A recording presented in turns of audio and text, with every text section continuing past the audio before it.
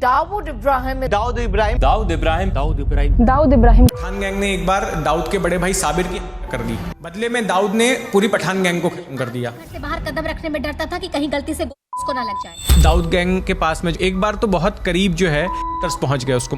अरुण गौली को डैडी कहते थे अंडरवर्ल्ड में, उसका जो कोड नेम है डैडी। दाऊद का सबसे बड़ा वो दुश्मन बन गया। इसके लिए मुंबई पुलिस महकमा तैयार नहीं था। क्या बॉलीवुड का एक इन्फ्लुएंस रहता है? बॉलीवुड और अंडरवर्ल्ड के बीच में ना कई तरह के रिश्ते रहे हैं। एक रिश्ता रहा है शिकार और शिकारी का। सलमान खान जो है निचली अदालत कार एक्सीडेंट के मामले में उनको दोषी करार देती है। मिनटों में उनका वकील भागकर हाईकोर्ट जाता है और सलमान खान को एक रात भी जेल में नहीं रहना पड़ा। अब्दुल करीम तेलगी, क्या नाम था? नहीं मैडम, है अब्दुल करीम तेलगी। एक रात में 90 लाख से ऊपर करेंसी नोट्स जो है उस बार डांसर के ऊपर लुटा दी। शाहरुख के बेटे ने लिया था। वो एक ऐसे शख्स के साथ में था जिसके पास ड्रग्स पकड़ा गया था और उसके कनेक्शंस पेडलर के साथ में थे। जब आप इतने सारे गैंगस्टर से मिले, कौन सी एक ऐसी मीटिंग है जो आप कभी नहीं भूलोगे? छोटा शकील मुंबई में अपने शूटरों से बात कर रहा है कि ये पता करो जितेंद्र दीक्षित कहाँ रहता है, उसकी गाड़ी का नंबर क्या है, कब घर से निकलता है, कब ऑफिस जाता है।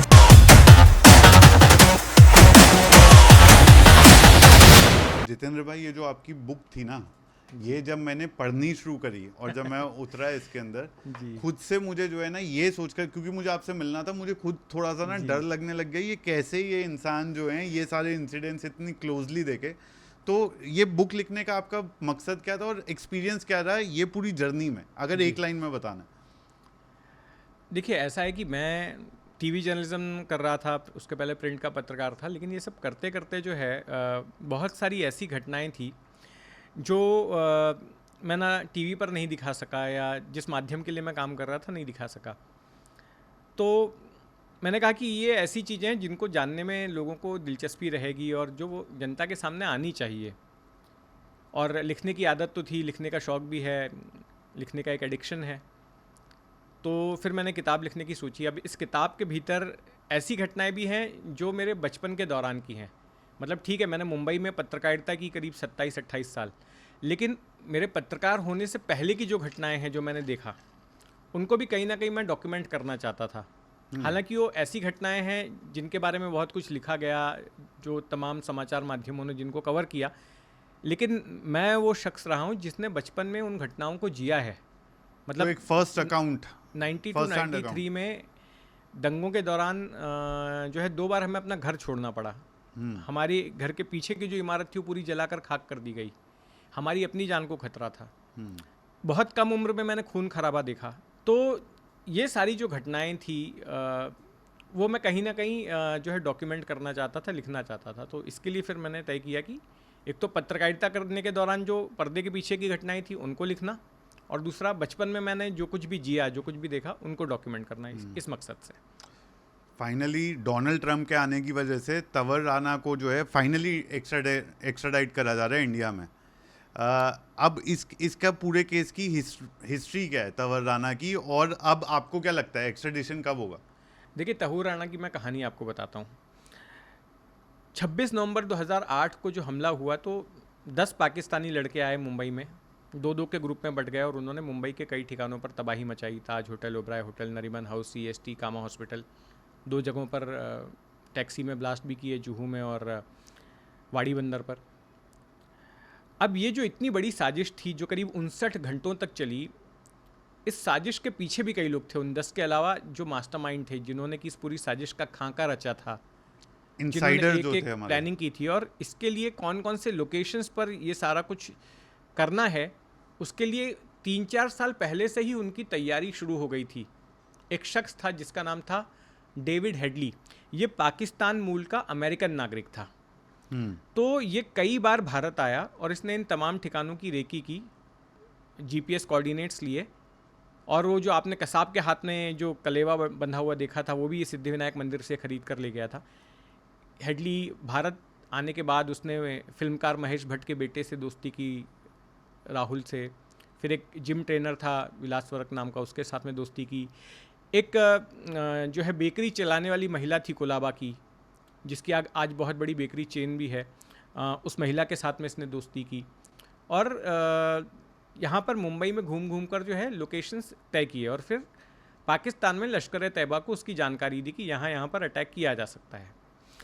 अब अटैक के 1-1.5 साल बाद 2008 में अटैक हुआ, उसके बाद 2009 में शिकागो में इसको गिरफ्तार किया जाता है, अमेरिका के शिकागो में डेविड हेडली को।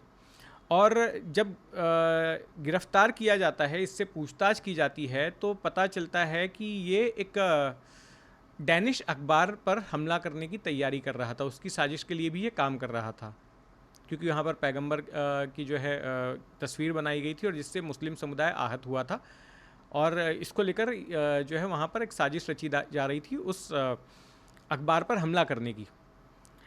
तो उस चक्कर में इसको गिरफ्तार किया शिकागो में FBI ने। जब इससे पूछताछ की गई तो ये पता चला कि भाई यही वो शख्स है जो कि मुंबई हमले के मास्टरमाइंड्स के साथ में भी मिला हुआ था और इसने साजिश रचने में अपनी भूमिका अदा की थी।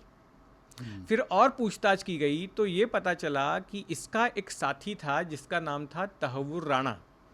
वो पाकिस्तानी मूल का कैनेडियाई नागरिक था। पाकिस्तान की सेना में वो डॉक्टर हुआ करता था और फिर उसने वहाँ से अपनी सेना की नौकरी छोड़ी और कनाडा में बस गया, और कनाडा में उसने लश्कर तैयबा के कहने पर एक फ्रंट कंपनी खोली, इमिग्रेशन की एक फ्रंट कंपनी खोली जिसका नाम कुछ फर्स्ट वर्ल्ड इमिग्रेशन ऐसा कुछ उसने नाम रखा, और दुनिया के कई देशों में उसके दफ्तर खोले। दरअसल ये तो उसका सिर्फ दिखावे का बिजनेस था, उसका असली मकसद जो था आतंकी हमलों को अंजाम देने के लिए जो है सपोर्ट प्रोवाइड करना। ऐसा ही एक दफ्तर उसने मुंबई के ताड़देव इलाके में भी खोला, और वहाँ पर जब डेविड हेडली मुंबई आया तो इसी दफ्तर से वो ऑपरेट करता था। इसने खुद को उस कंपनी का पार्टनर वगैरह बताया, और इसके अलावा तहव्वुर राणा भी खुद एक बार मुंबई आया और उसी ताज होटल में ठहरा जहाँ पर कि हमला किया गया था। तो हो सकता है वो वहाँ पर रेकी कर रहा हो। बिल्कुल। तो तहव्वुर राणा को भी गिरफ्तार कर लिया गया वहाँ पर, अमेरिका में FBI ने दोनों को गिरफ्तार किया। अब हुआ ये कि हेडली और राणा दोनों के खिलाफ जो डैनिश अखबार के हमले का मामला था वो तो मुकदमा चला ही, लेकिन इसके साथ साथ 26/11 में चूंकि अमरीकी नागरिक भी मरे थे, ओबराय होटल में, ताज होटल में अमरीकी नागरिक भी थे, उनकी हत्या का मामला भी इन पर चला। अब उसमें डेविड हेडली ने एक चालाकी की। उसने चालाकी ये की कि उसने प्ली बार्गेनिंग कर ली। उसने बोला मुझे माफ़ी का गवाह बना लो इस मामले में, तो मैं सब कुछ बता दूंगा, सारी साजिश की जो है ना जानकारी मैं आपको दे दूंगा। तो प्ली बार्गेनिंग हुई, उसको माफ़ी का गवाह बना दिया गया और उसको ये सजा जो प्ली बार्गेनिंग करी, क्योंकि डेविड हेडले अभी भी जेल में है और जिंदा है, ये जो प्ली बार्गेनिंग होती है ये लीगल प्रोविजन के अंदर होती है या लीगल प्रोविजन से बाहर एक अंडरस्टैंडिंग रीच? नहीं, ये लीगली होता है सारा कुछ। वहाँ पर एक सिस्टम है, इनफैक्ट भारत में भी है सिस्टम, किसी को माफ़ी का गवाह बनाया जा सकता है, लेकिन उसके पीछे कुछ नियम होते हैं। नियम ये होता है कि पूरी साजिश में उस व्यक्ति का रोल सबसे कम होना चाहिए और वो अपने बयान से पलटे नहीं और वो सब कुछ सारा कुछ सच सच बताए। अगर ऐसी कुछ शर्तें मान ली जाती हैं तो फिर उस सिनेरियो में जो है उसको माफ़ी का गवाह बना दिया जाता है। तो डेविड हेडले ने जो है प्ली बार्गेनिंग 26/11 में उसको इस तरह से प्ली बार्गेनिंग उसने कर ली जो है, तो उसको वहाँ पर मौत की सज़ा नहीं दी गई यूएस में। दूसरा ये हुआ कि तहव्वुर राणा को जो है उसको इस मामले में बरी कर दिया गया 26/11 वाले मामले में, यूएस में। अब चूंकि डेविड हेडली का नाम जब सामने आया तो मुंबई में जो मुकदमा चल रहा था उसमें भी आरोपी बना, बट अमेरिकी सरकार से उसने कह दिया था कि मैं सब कुछ बता दूंगा, मैं माफ़ी का गवाह बनना चाहता हूं। तो उसने यहाँ पर वीडियो कॉन्फ्रेंसिंग के जरिए मुंबई की अदालत में पूरी कहानी बयान कर दी और उसमें उसने तहव्वुर राणा की भूमिका के बारे में भी पूरी तरह से बता दिया कि उसका क्या रोल था। अब इस आधार पर भारत ने अमेरिका से तहव्वुर राणा को एक्स्ट्राडाइट करने के लिए, प्रत्यर्पित करने के लिए अर्जी लगाई, क्योंकि तहव्वुर राणा को दूसरे मामले में वहाँ पर सजा हो गई थी, 26/11 में वो बरी हो गया था। तो तहव्वुर राणा ने क्या किया, वहाँ की निचली अदालत में जो है गुहार लगाई कि मुझे भारत नहीं जाना है, वहाँ पर मुझे फांसी दे दी जाएगी या इनह्यूमन कंडीशन में रखा जाएगा। तमाम तरह के उसने अपने तर्क रखे और मेरे को यहाँ यूएस में तो बरी कर ही दिया गया है। हाँ, तो यानी मैंने बहुत सारे उसने कारण बताए। हाँ। अब वहाँ की निचली अदालत ने लेकिन वो अर्जी खारिज कर दी। हाँ। उसके बाद वो अमेरिका की सुप्रीम कोर्ट में गया तो हाल ही में सुप्रीम कोर्ट ने भी जो है उसकी अर्जी खारिज कर दी और अब उसको भारत लाए जाने का रास्ता साफ हो गया है। तो ये जो तहव्वुर राणा है वो लीगल प्रोसेस के जरिए आ रहा है, इसमें डोनाल्ड ट्रंप के राष्ट्रपति बनने या ना बनने का कोई उसमें रोल नहीं है। ये एक वहाँ की कानूनी प्रक्रिया थी जिसके तहत उसको लाया जा रहा है भारत। तहव्वुर राणा को जस्टिस पे अभी भी मैं ये नहीं मानता कि एक जस्टिस हुआ है, क्योंकि अभी तो वो वापस आएगा, उसके बाद केस चलेगा। बिल्कुल। ये जो ये 25 साल का टाइम लग गया, तकरीबन 15 साल का जो तकरीबन टाइम लग गया एक्स्ट्राडिशन का, ये इसके लिए, और पास्ट में भी बहुत सारे ऐसे आतंकवादी हैं जिनको पकड़ने में बहुत टाइम लग गया। क्या आपको लगता है कि इंडिया क्या बेटर कर सकता है अगर इस तरह के लोगों को जल्दी वापस एक्स्ट्राडाइट करना है? नहीं, देखिए ऐसा है कि डिपेंड करता है कि कौन से देश में है और वहाँ के कानूनी प्रावधान क्या है। इंडिया को उस देश के लॉ के साथ में कंप्लाई करना पड़ेगा ना। ठीक है, अगर आपका वांटेड आरोपी कहीं दूसरे देश में भाग गया है तो आप क्या करोगे? आपकी इंडिया की नोडल एजेंसी है सीबीआई। सीबीआई क्या करेगी? इंटरपोल से कांटेक्ट कर देगी। इंटरपोल क्या करेगा? उस शख्स के खिलाफ रेड कॉर्नर नोटिस निकाल देगा। रेड कॉर्नर नोटिस निकालने के बाद जिस भी देश में वो शख्स मिलेगा वहाँ पर उसको गिरफ्तार कर लिया जाएगा। लेकिन उसके बाद उस देश से उसे भारत लाने की जो प्रक्रिया है वो बड़ी जटिल हो जाती है। इसका शॉर्टकट शायद लॉरेंस बिश्नोई जैसा, एक कनाडा ने एटलीस्ट ये आरोप लगाया है कि लॉरेंस बिश्नोई जो है वो इंडियन गवर्नमेंट या स्पाई एजेंसीज के साथ काम करता है, और जो असैसिनेशंस होते हैं, ओवरसीज असैसिनेशंस, वो कहीं ना कहीं वही लोग हैं जो इंडिया एक्स्ट्राडाइट इंडिया को पता है कि वो नहीं कर सकते हैं, एंड इसलिए लॉरेंस बिश्नोई जैसे लोगों के थ्रू जो है उनका एक मरवा दिया जाता है उन लोगों को। नहीं, इसमें देखिए, हाँ, ये आपने जो सवाल पूछा है, अब इसमें स्पाई गेम्स वो पैरेलल लेवल पे अलग उनका काम चलता है। हाँ। उसमें हर देश जो है, कई बार ये होता है कि जब सीधी उंगली से घी नहीं निकलता है तो फिर उंगली टेढ़ी करनी पड़ती है।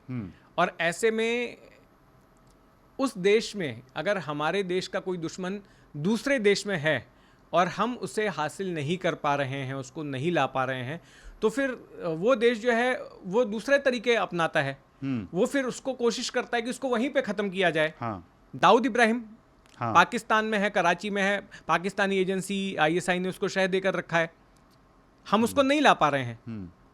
लेकिन हमारी ओर से दूसरी तरह की कोशिशें तो चल रही हैं।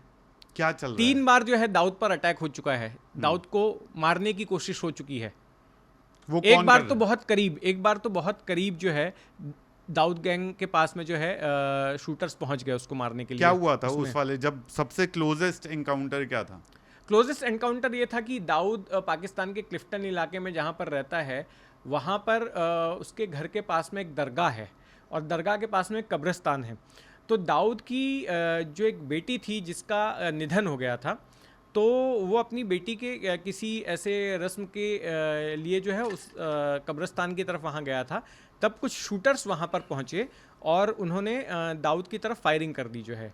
उसमें दाऊद बच गया। आप बोलते हैं कि वो घायल भी हुआ था, लेकिन चूँकि पाकिस्तान ऑन रिकॉर्ड ये कहता है कि हमारी ज़मीन पर दाऊद है ही नहीं, इसलिए ज़्यादा डिटेल जो है उस चीज़ की बाहर आई नहीं। लेकिन अब से करीब 18-20 साल पहले ऐसा हुआ था और भी अटैम्प्ट्स हो चुके हैं। इनफैक्ट एक और अटैम्प्ट होने वाला था साल 2005-06 में, जब जो अभी हमारे मौजूदा नेशनल सिक्योरिटी एडवाइज़र हैं वो छोटा राजन गिरोह के 2 शूटरों के साथ बैठकर दिल्ली के 12 खंबा रोड पर एक रेस्टोरेंट में मीटिंग कर रहे थे कि क्या ऑपरेशन किया जाना चाहिए दाऊद के खिलाफ। लेकिन आईबी और मुंबई पुलिस के बीच में एक मिसकम्युनिकेशन हो गया।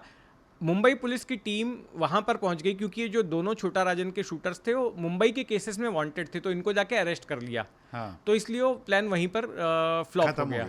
तो यानी कि ये तो आप मानते हैं कि गवर्नमेंट एजेंसीज जो होती हैं वो एट टाइम्स इन क्रिमिनल्स का सहारा लेती हैं ताकि नेशनल इंटरेस्ट के जो बिगर नेशनल इंटरेस्ट के जो एजेंडा हैं वो पूरे करे जा सकें।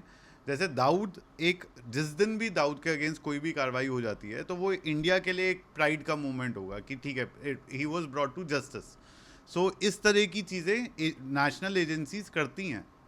बिल्कुल, देखिए ये जो है ना, सबसे पहले इस टेक्निक को जो है ना मॉडर्न वर्ल्ड में इस्तेमाल करना शुरू किया CIA ने, अमेरिकी एजेंसी ने।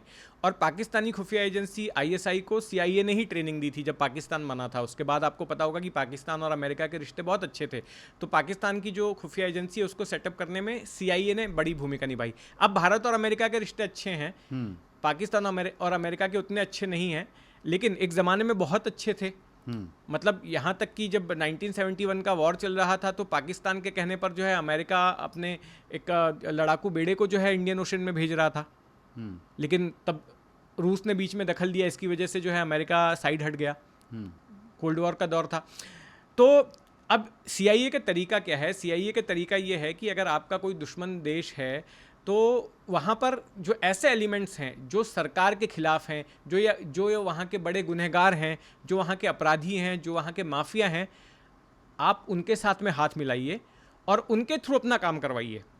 तो यही नीति उन्होंने ISI को सिखाई। ISI ने क्या किया 93 में कि हमारे देश का जो दुश्मन था दाऊद इब्राहिम, उसके साथ में हाथ मिलाया और फिर हमारे देश में जो है उसने बम धमाके करवाए, आतंकी वारदात को अंजाम दिया। क्योंकि दाऊद इब्राहिम के पास में स्मगलिंग का नेटवर्क था। दाऊद पहले स्मगलर था, तो सोने कोई भी चांदी सामान इलेक्ट्रॉनिक्स देश के अंदर लाना है या बाहर लाना है, सिंपल भाषा में अगर स्मगलिंग को समझाएं तो वो नेटवर्क था उसके पास। हाँ, वो नेटवर्क था। तो उस नेटवर्क से वो सोना चांदी इलेक्ट्रॉनिक के सामान ये सब लाया करता था।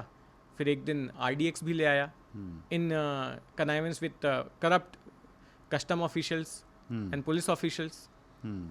ये जो आपने महेश भट्ट के बेटे के इन्वॉल्वमेंट की जो बात करी, एंड उन्होंने भी बाद में जो है सरकार के साथ पूरा सहयोग करा, एंड ही वाज क्या बॉलीवुड का एक इन्फ्लुएंस रहता है कि इन्फ्लुएंशियल लोग कई बार निकल पाते हैं इस तरह के केसेस से भी, जस्ट बिकॉज वो जानते हैं बहुत सारे पॉलिटिशियंस को या उनका एक्सेस है बहुत सारे पॉलिटिशियंस से? नहीं, देखिए ऐसा है कि जहाँ तक महेश भट्ट का, पहले तो मैं ये क्लैरिफाई कर दूं कि महेश भट्ट के बेटे का कोई साजिश में रोल नहीं था।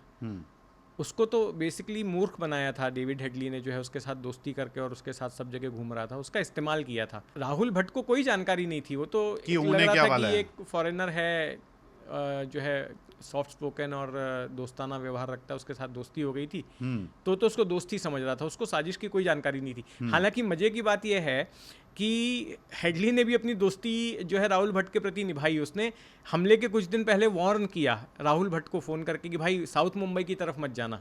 अच्छा, उसने वार्न किया कि उधर मत जाना, मेरी सलाह है तुमको, इस तरह से। हाँ। क्योंकि सारे हमले आप देखिए साउथ मुंबई की तरफ हुए। हाँ। सिर्फ जो एक ब्लास्ट जो विले पार्ले जूहू की तरफ हुआ था वही एक सबब में हुआ, तो उसने भी दोस्ती निभाई। हाँ, तो उसने एक तरह से वार्निंग दी राहुल भट्ट को कि साउथ मुंबई की तरफ कुछ दिनों तक मत जाना। हाँ।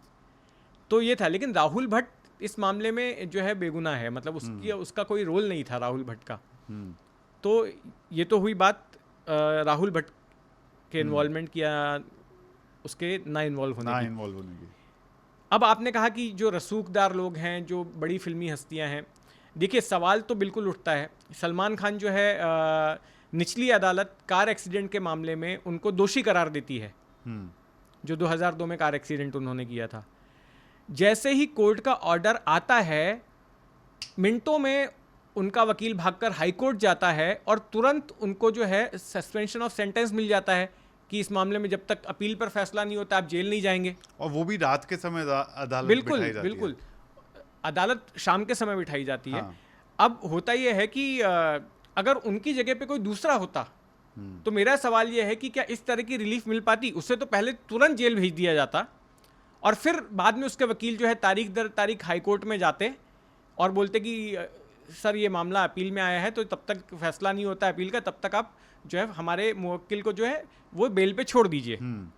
लेकिन कुछ वक्त तो उसको अंदर रहना पड़ता, हफ्ते 2 हफ्ते तो जेल में रहना ही पड़ता। सलमान खान को एक रात भी जेल में नहीं रहना पड़ा। हाई कोर्ट से निकला और अपने घर गया। हाँ। पहले निचली अदालत ने फैसला सुनाया तुम दोषी हो। हाँ। बगल में ही हाई कोर्ट है, जस्ट हाई कोर्ट में गया। हाई कोर्ट से तुरंत उसको सस्पेंशन ऑफ सेंटेंस उसका कर दिया गया, बेल मिली, वो अपने घर चला गया। हाँ। और 6 महीने के अंदर ही उसके मामले का निपटारा भी हो जाता है। जज AR जोशी थे और वो तुरंत ये आखिरी फैसला सुनाने के बाद वो रिटायर भी हो गए उसके तुरंत बाद। तो 6 महीने के अंदर सलमान खान के मामले पे हाई कोर्ट फैसला सुना देती कि सलमान खान बेगुनाह है। मेरा खाली इतना सवाल है कि क्या आम नागरिक या कोई आम आरोपी होता तो क्या अदालत के न्याय की रफ्तार इतनी तेज होती? इतनी स्पीड से अदालत फैसला सुनाती है कि हम और आप आए दिन अखबारों में पढ़ते हैं कि तारीख दर तारीख पड़ती रहती है, सालों साल मुकदमे चलते रहते हैं।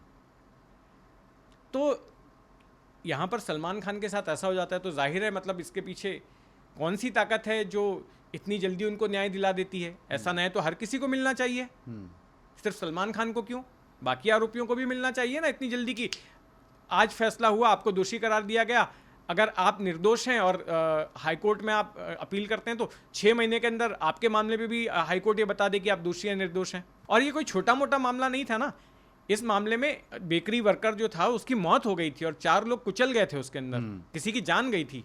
ऐसा हल्का फुल्का एक्सीडेंट का मामला तो नहीं था, किसी को खरोच लग गई या किसी का जस्ट हाथ पांव टूट गया।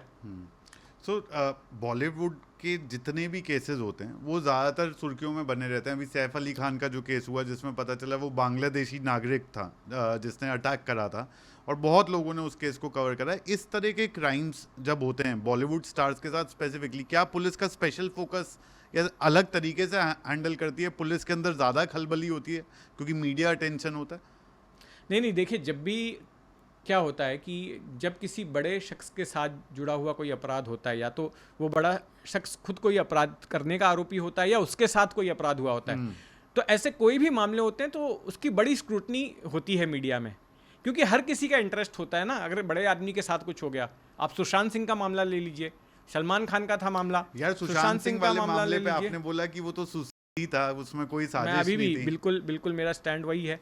ये इतना श्योर कैसे हैं आप इस बात को लेकर के? क्योंकि लोगों को कहाँ दिक्कत होती है ये चीज़ समझने में कि एक बॉलीवुड स्टार जो इतना अच्छा फेमस था, ही केम फ्रॉम नोवेयर, वो बॉलीवुड की फैमिली से नहीं आया, जिसने इतना कुछ अचीव कर लिया, कैसे ऐसा हो सकता है कि वो कमिट कर ले, वो भी इतना इंटेलेक्चुअल? वो डिप्रेशन में था और जो रिपोर्ट्स आई कि वो इसमें एनसीबी ने भी उस चीज़ की तस्दीक की, भाई उसको ड्रग्स का डोज दिया जा रहा था जिससे उसकी मेडिकल कंडीशन जो है और ज़्यादा ख़राब हो गई थी। तो क्या ये सवाल उठता नहीं है कि ड्रग्स का डोज क्यों दिया जा रहा था, कैसे दिया जा रहा था, किसके द्वारा दिया जा रहा था? ये तो अपने आप ये एनसीबी ने जो है उस पर जांच की ना अपनी, एनसीबी ने गिरफ्तारियां भी की ना। ड्रग्स, उसका जो ड्रग्स का एस्पेक्ट था उस मामले में गिरफ्तारी भी की, लेकिन बॉटम लाइन ये है, सवाल ये है कि क्या उसने आत्महत्या की या फिर उसकी हत्या की गई। हाँ, अल्टीमेटली मैं आपको बताता हूं कि आत्महत्या को हत्या किस तरह से जो है ना प्रचारित किया गया। देखिए, जब सुशांत सिंह राजपूत की मौत हुई तो उसके बाद में तरह तरह के लोग जो है एलिगेशन लगाने लगे कि नेपोटिज्म की वजह से डिप्रेस्ड होकर कर ली, कोई किसी ने कुछ और कारण बताया, और फिर उसके बाद मुंबई पुलिस तमाम फिल्मी हस्तियों की लाइन लगवाने लग गई बैंड्रा पुलिस स्टेशन के बाहर। उसी दौरान बिहार में चुनाव होने वाले थे और एक टीवी चैनल के संपादक जो अपने चीखने चिल्लाने के लिए मशहूर हैं या बदनाम हैं, जो भी कहें, उनका बिल्कुल the nation wants to know जिनकी टैगलाइन रही है, उनका एक पर्सनल ग्रज था मुंबई पुलिस के साथ में, क्योंकि मुंबई पुलिस ने एक मामले में उनको गिरफ्तार कर लिया था। तो मुंबई पुलिस को कहीं ना कहीं वो जो है दोषी ठहराना चाहते थे या मुंबई पुलिस पर आक्षेप लगाना चाहते थे, तो एक पर्सनल ग्रज भी था उनका। तो ये दो चीज़ें थी। तो उन्होंने प्रचारित करना शुरू कर दिया कि सुशांत सिंह की खुदकुशी नहीं हुई है, सुशांत सिंह की हत्या हुई है, और उनके चैनलों पर ऐसा चलता था सुशांत सिंह मर्डर केस। अच्छा, मर्डर कोई नहीं बोल रहा था, मुंबई पुलिस ने भी एक्सीडेंटल डेथ केस रजिस्टर किया था का मामला। अच्छा, इस आग में घी डालने का काम किया जो इस थियोरी को जो है और ज़्यादा स्ट्रॉन्ग करने का कि हत्या है नारायण राणे और उनके बेटे नितेश राणे ने। उन्होंने एक दिन प्रेस कॉन्फ्रेंस लेके कह दिया कि है ना, सुशांत सिंह की जो मौत हुई है, जो खुद, उसका लिंक जो है हफ्ते 10 दिन पहले जो दिशा सलियन उनकी मैनेजर थी, उसका जो उसकी मौत हुई, उनके साथ में लिंक है, और इसमें एक महाराष्ट्र सरकार के मंत्री का हाथ है। और वो एक तरह से जाहिर कर दिया था कि उनका इशारा जो है आदित्य ठाकरे की तरफ था, कि पहले जो है ऐसी कहानी बनाई गई कि दिशा सालियन को भी मारा गया, और दिशा सालियन के मामले में सुशांत सिंह राजपूत एक विटनेस था, इसके लिए सुशांत सिंह राजपूत को भी खत्म किया गया। और इन लोगों ने कहा कि हमारे पास एविडेंस है इस बात को साबित करने का, और हम जो है एजेंसीज को एविडेंस देंगे। आज तक तो कोई एविडेंस दिया नहीं। अच्छा, इस मामले की जांच जो है 4 से 5 एजेंसियों ने की। मुंबई पुलिस ने इस मामले की जांच की, हाँ, एनफोर्समेंट डायरेक्टरेट ने इस मामले की जांच की, नारकोटिक्स कंट्रोल ब्यूरो ने इस मामले की जांच की, बिहार पुलिस ने इस मामले की जांच की, आखिर में सीबीआई ने इस मामले की जांच की। कुछ नहीं निकला। किसी ने भी इसको मर्डर नहीं बताया है। अगर सीबीआई जैसी एजेंसी, जो हमारे देश की सबसे प्रीमियर एजेंसी है, जो पाताल से भी जिसके बारे में कहा जाता है कि वो आरोपी को ढूंढ निकालती है, उसने भी इस मामले में एक शख्स तक को गिरफ्तार नहीं किया। अगर हत्या का मामला होता तो कोई एक तो पकड़ा जाता। आज तक सीबीआई जो है वो सामने नहीं आई। अच्छा, ये जो पॉलिटिशियंस जो है वो, बीजेपी भी बिहार के चुनाव थे तब तक इस मामले को बहुत ढोल बजा बजा कर जो है ना इसको उछाला गया। एक बार बिहार में चुनाव हो गए, उसके बाद में मामला ठंडा पड़ गया। क्योंकि ये सीधे सीधे इस मामले को राजनीतिक तौर पर भुनाया जा रहा था। एक तरफ एक पॉलिटिकल पार्टी राजनीतिक तौर पर इस मौत को हत्या करार देके भुना रही थी, तो दूसरी तरफ एक टीवी चैनल का एंकर जिससे मुंबई पुलिस के साथ में पर्सनल ग्रज था, वो भी इसको हत्या करार देके अपना जो है मामला फिक्स कर रहा था। हाँ, तो कहीं ना कहीं हर कोई अपने मतलब के हिसाब से केस के ऊपर बयानबाजी बिल्कुल चल तो रही थी। हर किसी को उसमें जो है ना, हर कोई अपना उल्लू सीधा कर रहा था सुशांत सिंह की मौत को लेकर। जैसे 90s में एक दौर चला था ना, जब जो आज की जनरेशन शायद नहीं समझ पाती कि ऐसा कैसे हो सकता है कि गैंगस्टर्स इतने रैम्पेंटली घूम रहे हैं और गवर्नमेंट और पुलिस कुछ कर नहीं पा रही है, और बाद में बहुत एनकाउंटर्स भी हुए और हम उसकी बात करेंगे। आज के डेट में ये इशू ड्रग्स को लेकर के है, जो आपने सुशांत सिंह की भी केस में बात करी कि कहीं ना कहीं एक ड्रग का एंगल इन्वॉल्व था। अभी पीछे शाहरुख खान के बेटे आर्यन खान के केस में भी एक ड्रग का बहुत बड़ा मामला निकला। ये चीज़ शायद काफ़ी हद तक जग जाहिर है कि बॉलीवुड और ड्रग्स का एक कनेक्शन रहता है। इवन नॉर्मल मुंबई की सड़कों पे भी ये एक ऐसी चीज़ है जो बहुत कॉमन और खुले में होने लग गई है। तो ये ड्रग का नेक्सस चलता कैसे, इसका बैकएंड किधर है? देखिए, बॉलीवुड और ड्रग्स का बहुत पुराना रिश्ता रहा है, और अगर हम ज़्यादा पीछे ना भी जाएं तो हम संजय दत्त का केस ले लेते हैं। सबसे बड़ा जो चर्चित मामला रहा, बिल्कुल, संजय दत्त ड्रग्स के आदी हो गए थे। खुद आपने उनके ऊपर जो उनकी बायोपिक जो बनी है उसमें आपने देखा, और आप अगर उनकी हिस्ट्री पढ़ेंगे तो आपको पता चलेगा। उनको रिहैब तक में जाना पड़ा था, उनका ट्रीटमेंट हुआ था। हाँ जी, वो एक बड़ा मामला था। उसके बाद फरदीन खान का आप एग्जाम्पल ले लीजिए। मई 2001 में फरदीन खान को, जहाँ पर इस वक्त हम बैठे हैं, मुंबई के जिस इलाके में आप मेरा पॉडकास्ट कर रहे हैं, यहीं से कुछ ही फासले पर उनको गिरफ्तार किया गया था कोकेन लेते हुए। और तब एक बार फिर से ड्रग्स और बॉलीवुड के रिश्तों की चर्चा हुई थी। फिर उसके बाद और भी कई शख्स जो है विदेश में ड्रग्स लेते हुए पकड़े गए। बॉलीवुड की हस्तियां थी जो विदेश में जिनका नाम आया कि वो पकड़े गए वहाँ पर। फिर साल 2020 में सुशांत सिंह जब आत्महत्या करते हैं तो फिर से एक बार ड्रग्स और बॉलीवुड के रिश्तों की बात होती है। रिया चक्रवर्ती को गिरफ्तार किया जाता है, उनके भाई को गिरफ्तार किया जाता है, और कई सारी फिल्मी हस्तियों को बुलाया जाता है। दीपिका पादुकोण को भी बुलाया गया था, और लोगों को बुलाया गया था इस चक्कर में पूछताछ के लिए। फिर उसके तुरंत बाद आर्यन खान का मामला सामने आ जाता है। नारकोटिक्स कंट्रोल ब्यूरो जो है आर्यन खान को गिरफ्तार करती है, शाहरुख के बेटे को। हालांकि यहाँ पर मैं आपको बता दूँ, शाहरुख के बेटे के पास से ड्रग्स नहीं मिला था। जब उसको अरेस्ट किया गया, उसके पोजेशन में ड्रग्स नहीं था, उसके दोस्त के पोजेशन में था। और ये बात भी नारकोटिक्स कंट्रोल ब्यूरो साबित नहीं कर पाया कि शाहरुख के बेटे ने ड्रग्स लिया था, क्योंकि ना तो उसका कोई ब्लड टेस्ट कराया गया था, ना तो कोई यूरिन टेस्ट कराया गया था। लेकिन वो एक ऐसे शख्स के साथ में था, एक अपने एक ऐसे दोस्त के साथ में था जिसके पास ड्रग्स पकड़ा गया था, और उसके कनेक्शंस ड्रग्स के बाकी आदियों के साथ या ड्रग्स पेडलर के साथ में थे, और इस चक्कर में आर्यन फंस गया था। लेकिन उसका व्हाट्सएप चैट था, व्हाट्सएप चैट उसका बिल्कुल था।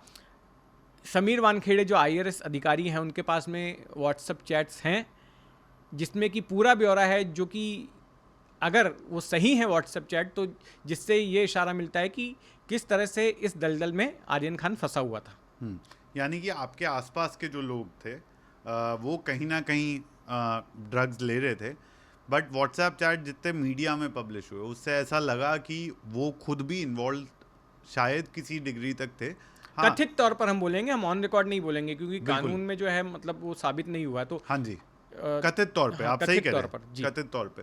तो आपको ऐसा लगता है कि कई बार पुलिस मीडिया ग्लेयर पाने के लिए जो है एक केस को स्पार्क कर देती है ज़्यादा, या अलग तरीके से प्रेजेंट कर देती है? क्योंकि जो आपने अभी बोला कि भाई उनको गिरफ्तार कर लिया गया जबकि उनके खुद के पोजेशन में नहीं थे।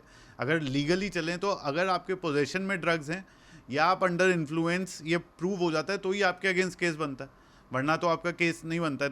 आपका अगर मोबाइल में चैट्स भी लेने की बात है तो उसके लिए भी एक कहीं ना कहीं कोई procedure ऑफेंस होता होना है, चाहिए, एक एक प्रोसीजर procedure होता है, तब आप चैट्स निकाल सकते हो। तो आपको लगता है कि क्योंकि पुलिस भी चाहती है कि वो किसी ना किसी तरह से मीडिया ग्लेयर में आए या एक हीरो की तरह देखी जाए, इसलिए वो ज्यादा देखिए, इट्स बोथ द वेज। हाँ, एक तरफ मीडिया भी जो है पीछे पड़ता है, जब भी कोई सेलिब्रिटी को अरेस्ट किया जाता है या सेलिब्रिटी का नाम आता है तो खुद मीडिया हाउंड करता है, मीडिया खुद पीछे पड़ जाता है। बिकॉज मीडिया इसलिए पीछे पड़ता है क्योंकि लोग उसके बारे में और जानना चाहते हैं, उससे टीआरपी भी आती है, उससे व्यूवरशिप आती है, उससे आपका अखबार का सर्कुलेशन बढ़ता है, तो लोग जानना चाहते हैं, तो मीडिया भी उस पर टूट पड़ता है। ये एक तरफ हुआ। दूसरी तरफ यस, जो एजेंसी के अधिकारी हैं उनको भी प्रचार मिलता है, वो भी चर्चित होते हैं, उनकी इमेज भी जो है एक हीरो के जैसे निर्मित होती है कि भाई हमने तो देखिए इतने बड़े आदमी पर हाथ डाला, या हमने बिना किसी इन्फ्लुएंस के, बिना किसी दबाव के, बिना किसी डर के हमने इसको पकड़ा। उनकी पर्सनल ब्रांडिंग भी एक तरफ हो रही है ना, एक तरफ उन अधिकारियों की पर्सनल ब्रांडिंग हो रही है, वो चमक रहे हैं, वो हीरो बन रहे हैं, और दूसरी तरफ मीडिया का भी काम हो रहा है, मीडिया को टीआरपी मिल रही है, मीडिया को व्यूअरशिप मिल रही है, तो it works both ways. Hemant Karkare का जो निधन हुआ था, मौत हुई थी, वो प्योरली एक सैक्रिफाइस की तरह देखते हैं आप, या एक उसमें कहीं ना कहीं एक सिस्टम फेलियर भी था कि उनके पास एडिक्वेट इक्विपमेंट नहीं था, या फिर कई जगह ये दिखाया गया कि क्योंकि आपको पता था कि आपके पास एडिक्वेट इक्विपमेंट नहीं है तो आपको बैकअप के लिए वेट करना चाहिए था, वो एक जजमेंटल एरर हो गया उनसे? हेमंत करकरे जो एटीएस चीफ 26 नवंबर 2008 के मुंबई हमले में जो शहीद हुए, उनकी मौत के पीछे मैं सबसे बड़ा कारण ये मानता हूँ कि इस तरह के हमलों से डील करने के लिए मुंबई पुलिस के पास कोई अनुभव नहीं था, ना तो कोई तैयारी थी। कभी मुंबई पुलिस के एस्टैब्लिशमेंट में किसी ने नहीं सोचा था कि ऐसा कोई हमला होगा, इतने बड़े पैमाने पर होगा, और जो आतंकी आएंगे वो इतने सोफिस्टिकेटेड हथियार लेकर आएंगे, इतनी पूरी प्लानिंग के साथ में आएंगे और इतनी लंबी तैयारी के साथ में आएंगे। तो इसके लिए मुंबई पुलिस महकमा तैयार नहीं था, और ये एक युद्ध जैसा सिनेरियो था, एक जंग जैसा माहौल था, और ऐसे में जिसको उस हालात में जो समझ में आ रहा था वो कर रहा था, जिसको जो जहां पर ठीक लगा उसने वहां से वो करना शुरू किया। आपस में कोई कोऑर्डिनेशन नहीं था। एटीएस चीफ के साथ में विजय सालस्कर जो कि इंस्पेक्टर रैंक के, वो गाड़ी चला रहे हैं, ड्राइवर नहीं चला रहा है, इंस्पेक्टर गाड़ी चला रहा है। एक एडिशनल कमिश्नर जो कि दूसरी यूनिट से जुड़े हैं, एटीएस से नहीं है, वो साथ में बैठ जाते हैं उसके बगल में। गाड़ी किसी और पुलिस अधिकारी की है, केसीपी की है। सब कुछ एकदम मैसी था, क्योंकि हमले लगातार जिस वक्त ये हुआ उस वक्त ये पूरी कहानी एक तरह से डेवलप हो रही थी। लगातार एक के बाद एक कुछ ना कुछ नई खबर आ रही थी। पहले खबर आई लियोपोल्ड कैफे पे हुआ, फिर खबर आई कि ओबराय में हो गया, फिर खबर आई ताज में हो गया, इधर सीएसटी पर अलग चल रहा था, सीएसटी से कामा अस्पताल अलग चल, फिर अचानक खबर आती है कि वाड़ी बंदर में ब्लास्ट हो गया, फिर खबर आती है कि विलेपार्ले में ब्लास्ट हो गया। लगातार कुछ ना कुछ आते जा रहा था, और ये समझ ही नहीं पा रहे थे कि इतना बड़ा हमला हुआ है, हर 5 मिनट में कुछ नया हो रहा था। तो ऐसे में जो जहां पर था, जिसको जो ठीक लगा उसने वो करा, वहां पर वो करने लग गया। तो कहीं ना कहीं उस पॉइंट इन टाइम पे आपको ऐसा लगता है कि उन्होंने ये नहीं एनविसाज करा था कि इतने भारी इक्विपमेंट्स हो सकते हैं टेररिस्ट के पास? बिल्कुल, ये किसी को अंदाज़ा नहीं था कि इतनी तैयारी के साथ में, इतने अत्याधुनिक हथियारों के साथ में जो है, और इन हमलों को इतने लंबे वक्त तक चलाने के इरादे से ये लोग आए हैं। जब एक 90s के एरा में अगर वापस चलें, जो आपका बुक का भी कोर है, जो करीम लाला, हाजी मस्तान, दाऊद एंड और फिर छोटा शकील, ये जो एक चेन बनती है, जिस तरह से ये आते हैं, इनके जो टेक ओवर ऑफ पावर होता था, वो किस तरह से, कैसे एक लड़का जो है, ये सोचना आज की डेट में बड़ा मुश्किल हो जाता है कि कोई जो आपने कहा कि आपके घर के बहुत पास रहता था, वो लड़का खड़ा होकर के इतना बड़ा गैंग और नेक्सस बना लेगा, और एक एस्टैब्लिश्ड जो लोग हैं उनसे सारा पावर छीन लेगा, जो हम काफ़ी मूवीज़ में भी अब देखते हैं। इसका स्टेप बाय स्टेप प्रोसेस कैसे चलता था? देखिए स्टेप बाय स्टेप प्रोसेस तो ये था, देखिए पहले जो है ना मुंबई अंडरवर्ल्ड में खून खराबा नहीं होता था। जो 70s या 80s की शुरुआत का अंडरवर्ल्ड था उसमें इतना खून खराबा नहीं होता था। मुंबई में 3-4 डॉन हुआ करते थे, करीम लाला, हाजी मस्तान, वरदा राजन मुदलियार, यूसुफ पटेल, और ये 3-4 डॉन जो है आपस में जो है बड़े ही शांति के साथ रहते थे। इनके बीच आपस में बड़े दोस्ताना रिश्ते थे। कोई किसी के काम में दखल अंदाजी नहीं करता था, किसी के ऐसे मंसूबे नहीं थे कि अपना ही राज होना चाहिए। सबका एरिया बटा हुआ था। सबका एरिया बटा था, सबके धंधे, अगर कोई एक धंधे में है तो दूसरा आदमी उस धंधे में नहीं जाता था। अगर कोई गोल्ड की या सिल्वर की स्मगलिंग कर रहा है तो वो इलेक्ट्रॉनिक की स्मगलिंग नहीं करता था, इलेक्ट्रॉनिक सामानों की। कोई इलेक्ट्रॉनिक सामान की स्मगलिंग कर रहा है तो वो इसके धंधे में नहीं आता था, गोल्ड के। या कोई कपड़ों की स्मगलिंग कर रहा है, वरदा राजन मुदलियार वहाँ पर दारू की भट्टी चलाया करता था, मटका का धंधा किया करता था, उसके सुपारी लेने के काम थे, वो काम ये लोग नहीं करते थे। तो इनके बीच में कोई कॉन्फ्लिक्ट नहीं थी, आपसी कोई कॉन्फ्लिक्ट नहीं थी। लेकिन ये कॉन्फ्लिक्ट की शुरुआत होती है दाऊद की एंट्री से।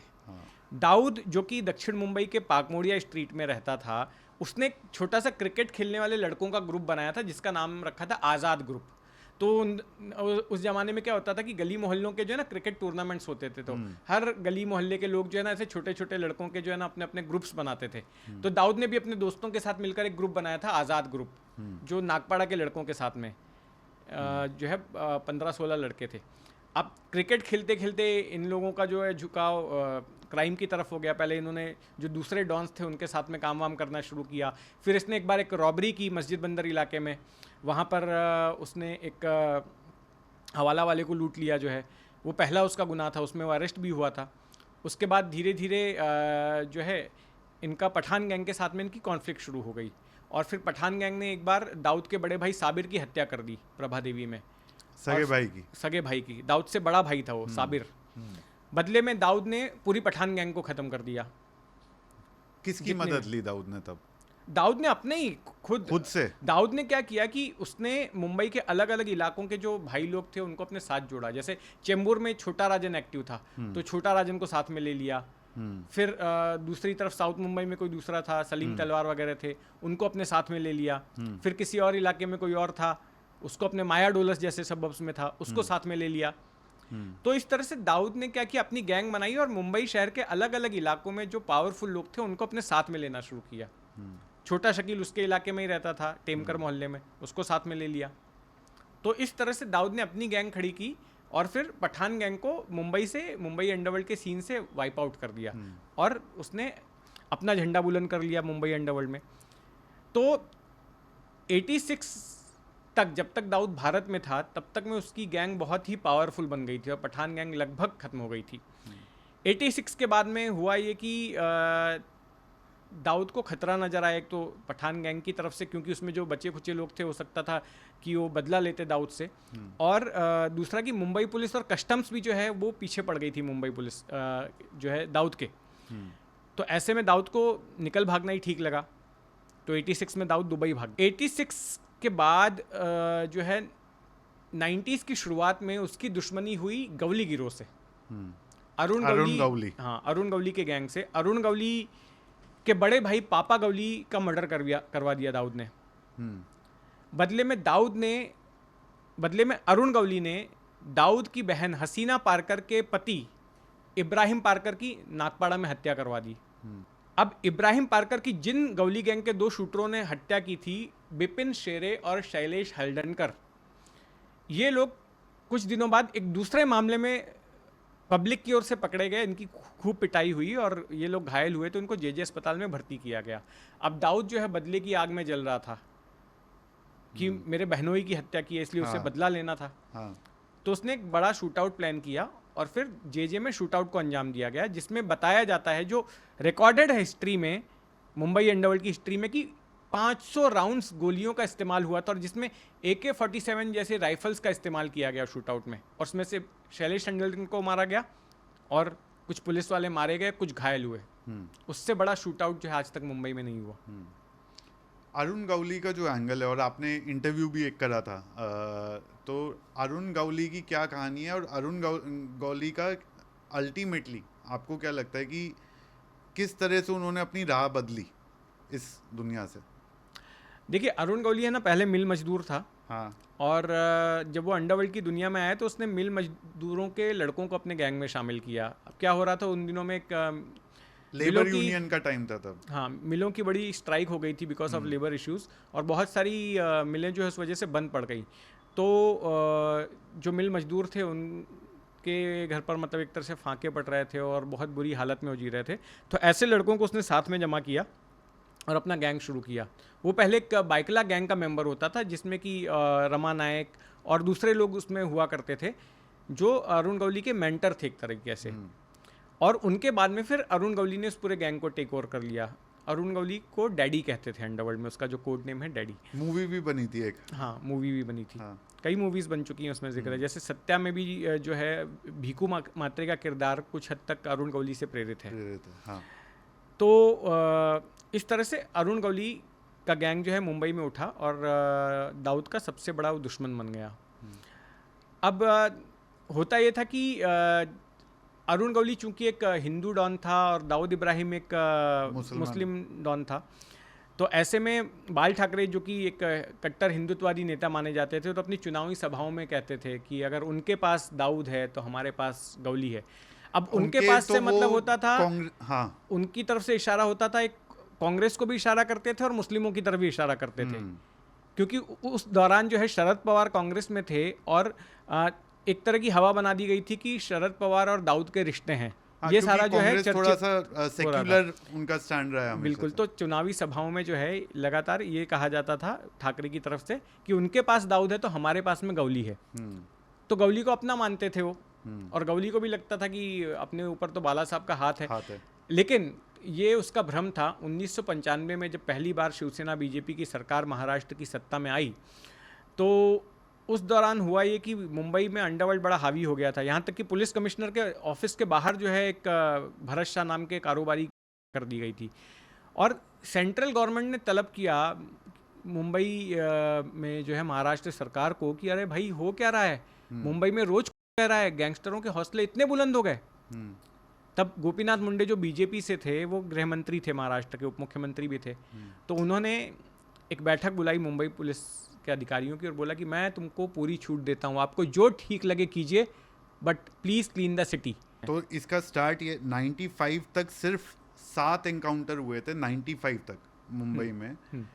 मैंने डेटा दिया हुआ है मेरी बुक में जो है ना सारा। हाँ। वहीं से 96 में 59 जो है एनकाउंटर होते हैं, 97 में 70 और 99 2000 तक आते आते 100 से ज़्यादा एनकाउंटर हर साल होने लग गए थे। जी बिल्कुल। तो उसके बाद से ही फिर पुलिस ने जो अपनी दबिश बढ़ा दी और पुलिस ने बहुत एग्रेसिव तरीके से, आक्रामक तरीके से अंडरवर्ल्ड के लोगों को पकड़ पकड़ कर मारना शुरू किया। इस तरह से शूटर खत्म हुए। अब सारे गैंग के लोग मारे जा रहे थे, जिसमें गवली गैंग के भी लोग थे। तो गवली को लगा कि ये तो अपनी सरकार थी यार, फिर भी अपने ही लोग मारे जा रहे हैं। ही एक्सपेक्टेड कि भाई उसके प्रति पुलिस का सॉफ्ट कॉर्नर होगा, क्योंकि आपकी पार्टी की सरकार है, साहब मुझे अपना मानते हैं, तो मेरे ही लोगों को क्यों मारा जा रहा है। उसकी ऐसी उम्मीद थी, लेकिन पुलिस सब हर गैंग के लोगों को रही थी। तो इससे अरुण गवली चिढ़ गया। अब इस बीच में होता यह है कि अरुण गवली जेल में था, जेल से अपनी गैंग चलाता था, लेकिन उसको एक जेल से दूसरी जेल में ट्रांसफ़र कर दिया गया अचानक। अब क्या होता है कि जब आप जेल में रहते हो लंबे वक्त तक, तो आपका एक नेटवर्क बन जाता है, एक सिस्टम बन जाता है, किसको पैसा खिलाना है, क्या काम करना है, वो सारा कुछ जो है सब कुछ सिस्टमेटिक तरीके से हो जाता है। लेकिन अब जब नई जेल में आते हो तो सब कुछ जीरो से आपको शुरू करना पड़ता है। बिल्कुल। तो गवली को लगा कि ये तो जानबूझ के मेरे खिलाफ जो है ना ये किया गया है, और इसमें उसका शक जो है ना जयंत जाधव नाम के एक आदमी पर गया। जयंत जाधव का मानस पुत्र माना जाता था, तो गवली को किसी ने कान भरा कि ये तो इसी ने करवाया है। तो गवली ने जयंत जाधव की करवा दी। अब इससे बाला साहेब और गवली के बीच की दुश्मनी हो गई, और फिर और भी गवली के लोगों को मारा जाने लगा। तो गवली ने डिसाइड किया कि अब वो पॉलिटिकली शिवसेना को चैलेंज करेगा, और फिर उसने अपनी अलग पार्टी बनाई, अखिल भारतीय सेना, और on the lines of Shiv Sena. Shiv Sena भी मराठी लड़के थे, इसने भी मराठी लड़के रखे, और जो शिवसैनिक थे उनको साथ में लेना शुरू किया, जो शिवसेना के शाखा प्रमुख थे उनको अपनी पार्टी में लेना शुरू किया। साम दाम दंड भेद सब कुछ इस्तेमाल किया। और उसने कहा कि मैं शिवसेना को जो है ख़त्म कर दूंगा मुंबई से, और मुंबई में अगर कोई सेना रहेगी तो होगी अखिल भारतीय सेना। और जहाँ जहाँ पर शिवसेना की शाखाएं थी कई जगहों पर उसने जाके उसके लोगों ने कब्जा भी कर लिया था और शिवसेना के नेताओं को डराना धमकाना ये काम भी हो रहा था। तो इस तरह से पॉलिटिकली जो है वो दुश्मन बन गया साहब का। फिर और कंट्रोल कैसे करा साहब ने? देखिए उसके बाद दो तरह से जो है ना गवली पर दबिश बनाई गई। एक तो जो उसके शूटर्स थे, उसका जो गैंग था, उसको उन शूटर्स को पुलिस में ख़त्म किया जाने लगा। और दूसरी तरफ जो उसकी पार्टी थी, उसके पार्टी के जो ऑफिस बेरर्स थे, उसके जो नेता लोग थे, उनको राइवल गैंग के थ्रू ख़त्म करवाया गया। दूसरे गैंग के जो शूटर्स थे, शकील गैंग के और दूसरे गैंग के लोग, उन्होंने अखिल भारतीय सेना के नेताओं को मारना शुरू किया और जो पुलिस थी उसने गवली गैंग के शूटरों को मारना शुरू किया। इस तरह से गवली खत्म हुआ। लेकिन फिर भी उसने एक बड़ा अचीवमेंट हासिल किया। 2004 में वो विधायक चुना गया। 2004 में वो चुनाव जीता। उसके पहले उसने लोकसभा चुनाव लड़ा था जिसमें उसके कुछ 93,000 वोट्स मिले थे, वो हार गया था। लेकिन उसी साल जो विधानसभा के चुनाव हुए तो वो विधानसभा चुनाव जीतकर वो विधायक बना था। और वो क्योंकि वो विधायक बन गए थे, उसके बाद क्योंकि आप एक गवर्नमेंट के सिस्टम में आ गए, तो इस तरह से आपको बिल्कुल इरेडिकेट करना इम्पॉसिबल हो गया था। नहीं, तब तक में क्या हुआ था कि देखिए उसकी गैंग तो एक तरह से कमज़ोर हो गई थी, लेकिन वो पॉलिटिक्स में आ गया था तो खुद सेफ हो गए थे। सेफ हो गया था, लेकिन उसकी एक्टिविटीज़ जारी थी। और फिर ऐसा होता है कि एक शिवसेना के नेता की कमलाकर जामसांडेकर की हत्या करवा देता है और उस मामले में उसको दोषी करार दिया जाता है। तो उम्र कैद की सज़ा उसको सुना दी गई। अभी वो उम्र कैद की सज़ा काट रहा है।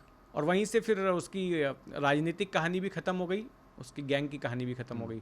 आज गवली गैंग ख़त्म है।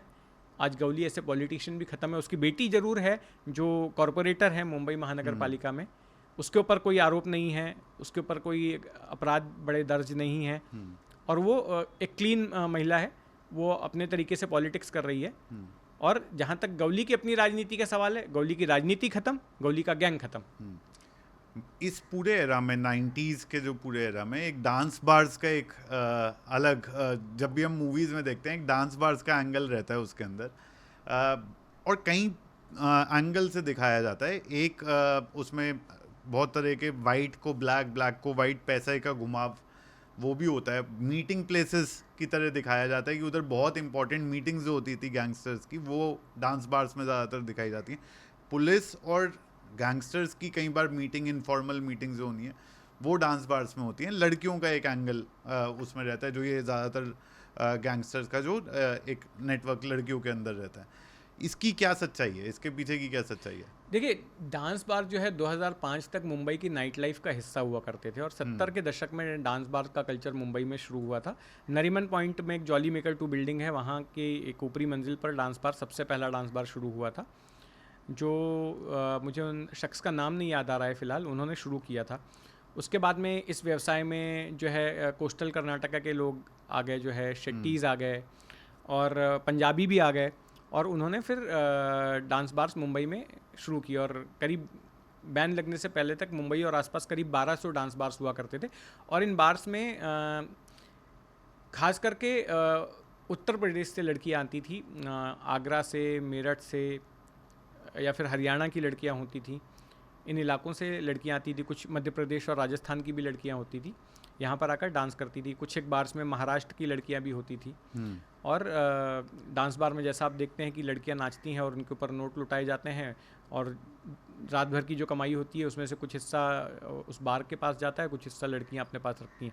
लेकिन ये डांस बार जो है क्रिमिनल्स के मीटिंग पॉइंट भी होते थे। कई जो गैंगस्टर तो कमाते ही इसलिए थे कि वो डांस बार में अपनी फेवरेट डांसर के ऊपर लुटाएं, लाखों रुपया वो लुटाते थे। और कई ऐसी डांसर्स थी जिनको पुलिस अपने खबरी के तौर पर भी इस्तेमाल करती थी कि वो टिप ऑफ देती थी कि आज ये आया है, पुलिस भी उनको पैसा देती थी। और ये डांस, कई तो ऐसी बहुत हाई प्रोफाइल बार डांसर्स होती थी, जैसे एक तरन्नुम नाम की बार डांसर हुआ करती थी, जिसे कि मुंबई के सबसे खूबसूरत बार डांसर बताया जाता था। एक बार मुथैया मुरलीधरन जो श्रीलंका के क्रिकेटर हैं, वो भी उसका डांस देखने के लिए आए थे दीपा बार में। आदित्य पंचोली का नाम आया था कि आदित्य पंचोली उनको लेकर गए थे डांस दिखाने के लिए। बाद में वो इनकम टैक्स के मामले में भी फंसी थी, उसकी गिरफ्तारी भी हुई थी क्योंकि बैटिंग में उसने पैसा वैसा लगाया था, तो वो केस भी काफ़ी चर्चा में आया था। एक वो भी बार डांसर थी जो तोपाज में डांस करती थी, जिसके ऊपर अब्दुल करीम तेलगी जो कि फेक स्टैम्प पेपर घोटाले का आरोपी था, उसने 1 रात में 90 लाख से ऊपर करेंसी नोट्स जो है उस बार डांसर के ऊपर लुटा दी थी उस समय। It was in 90s। तो ऐसा भी हो चुका है। अब डांस बार्स पर पाबंदी इसलिए लगी कि 2005 में पाबंदी लगाई गई। उसके पीछे एक पॉलिटिकल रीज़न था और सोशल रीज़न भी था। पॉलिटिकल रीज़न ये था कि 2003-4 में जो महाराष्ट्र की कांग्रेस एनसीपी सरकार थी उसकी इमेज बड़ी ख़राब हो गई थी, खास करके एनसीपी की, क्योंकि तेलगी घोटाला सामने आया था, करोड़ों का फर्जी स्टैम्प पेपर घोटाला, और जिसमें जो है एनसीपी की इमेज बड़ी ख़राब हुई क्योंकि जो गृह मंत्रालय था वो एनसीपी के पास में था और छगन भुजबल का नाम उसमें काफ़ी उछल गया था। तो एक इमेज को क्लीन करना था, डैमेज कंट्रोल करना था, तो छगन भुजबल को घोटाले में नाम आने के बाद उनको हटा दिया गया और आर पाटिल जो एक अच्छी छवि के राजनेता थे उनको गृह मंत्री बनाया गया।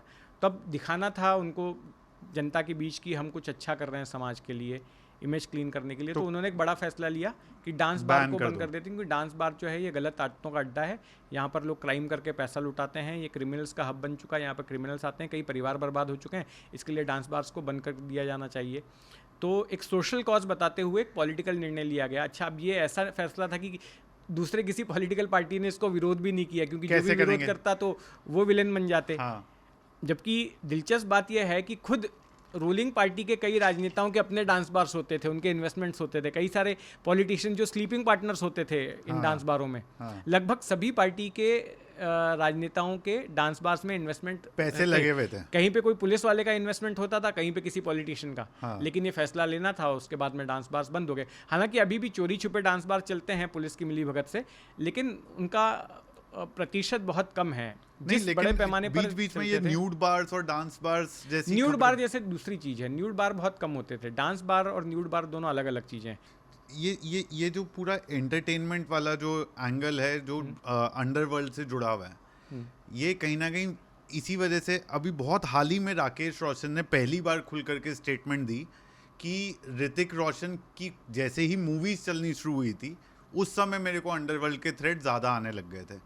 आपने कहीं पर एक और जगह कहा है कि ऐसा टाइम होता था कि कोई शादी में भी ज़्यादा पैसा खर्च कर दे तो उसको जो है फ़ोन आने लग जाते थे अंडरवर्ल्ड से। बिल्कुल। तो बॉलीवुड पे बहुत सारे अटैक्स भी हुए। क्या आपको लगता है कि हुआ क्या उसमें, इन लोगों ने पैसे देने से मना कर दिया, या ये इंटर गैंग राइवलरी में फंस गए, या मल्टीपल लोग पैसे मांग रहे थे तो ये नहीं उसको संभाल पाए? देखिए, आपका जो सवाल है वो उसका जवाब इतना सीधा नहीं है। इसके लिए मैं आपको बहुत ही ब्रीफली जो है ना बॉलीवुड और अंडरवर्ल्ड के रिलेशन के बारे में बता देता हूँ। बॉलीवुड और अंडरवर्ल्ड के बीच में ना कई तरह के रिश्ते रहे हैं, अलग अलग तरीके के रिश्ते रहे हैं। एक रिश्ता रहा है शिकार और शिकारी का, जहाँ पर गैंगस्टर जो है शिकारी होता है और बॉलीवुड की हस्ती शिकार होती है। एक्सटॉर्शन का केस, एक्सटॉर्शन कि आपने बहुत पैसा कमाया है, उसमें से कुछ परसेंटेज अपने को दो, नहीं तो गोली मार देंगे। एक ये रिश्ता है। एक रिश्ता होता है पार्टनरशिप का, जहाँ पर कि अंडरवर्ल्ड बॉलीवुड की फिल्मों में अपना पैसा लगाता है। अंडरवर्ल्ड के पास काला पैसा बहुत होता है। अच्छा, दूसरी तरफ पहले वक्त में होता ये था कि कोई, आज तो बहुत सारे कॉर्पोरेट फंडिंग्स होती हैं वेब सीरीज़ को और फिल्मों को, उस ज़माने में ऐसा नहीं था। उस ज़माने में जो पैसे वाला होता था, जैसे भरत शाह डायमंड के कारोबारी थे, वो पैसा लगाते थे, तो वो लोग पैसा देते थे फिल्में बनवाने के लिए। तो इसी तरह से अंडरवर्ल्ड ने भी बोला हमारे पास भी पैसा है, हम अपने ब्लैक मनी को वाइट कर सकते हैं। इधर फिल्मकारों को भी ज़रूरत थी, प्रोड्यूसर्स को ज़रूरत थी, इनसे पैसा लेते थे और फिल्में बनाते थे, ब्लैक मनी वाइट करने का। तो एक पार्टनरशिप का रिश्ता हो गया। एक रिश्ता हो गया परफॉर्मर और पैटर्न का।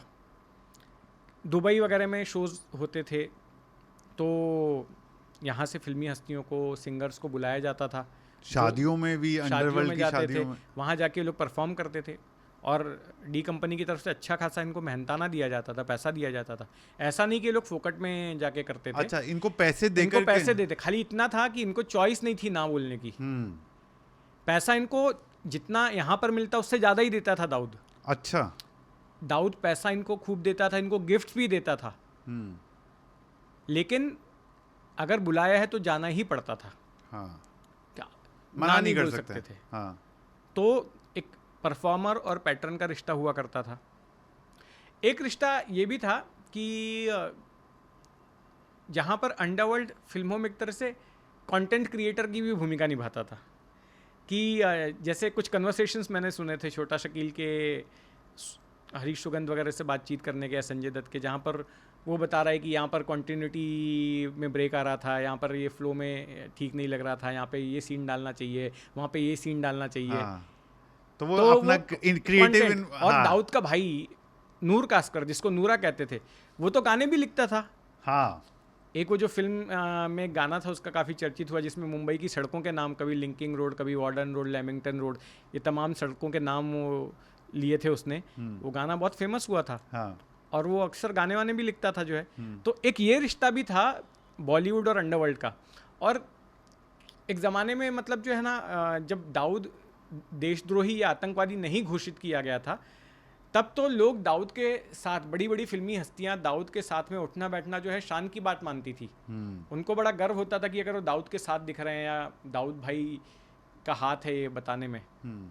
मुझे मेरे एक दोस्त हैं एसीपी अविनाश धर्माधिकारी, वो मुझे एक किस्सा सुनाते हैं कि महमूद जो एक्टर थे, हाँ। एक बार अविनाश धर्माधिकारी जब सब इंस्पेक्टर थे और वो किसी काम से महमूद के घर पर गए, तो महमूद बैठे हुए थे सोफे पे और उनके सामने बड़ा सा, उस ज़माने में अर्ली 90s में बड़ा सा टीवी स्क्रीन लगा हुआ था, बहुत बड़ा। उस ज़माने में इतने बड़े एलसीडी स्क्रीन्स वगैरह थे नहीं, लेकिन उनके यहाँ पर उसने देखा तो अविनाश धर्माधिकारी एकदम आश्चर्यचकित हो गए कि अरे बहुत ही शानदार पूरे दीवार की आकार का जो है ना वो स्क्रीन था। तो महमूद ने पूछा अविनाश धर्माधिकारी से, तुमको पता है ये किसने दिया मुझे? तो अविनाश धर्माधिकारी ने बोला नहीं, यहाँ पर तो इंडिया में तो मिलता भी नहीं है इतना बड़ा जो है। ला, दाऊद भाई ने दिया है, दाऊद भाई ने। ओह, तो बड़ी शान के शान साथ के जो है। साथ, हाँ। तो एक वो दौर था हाँ। कि लोग जो है मतलब शान समझते थे कि दाऊद के साथ उठना बैठना, क्योंकि दाऊद तब एक बड़ा अपराधी ही था, तभी आतंकवादी नहीं था।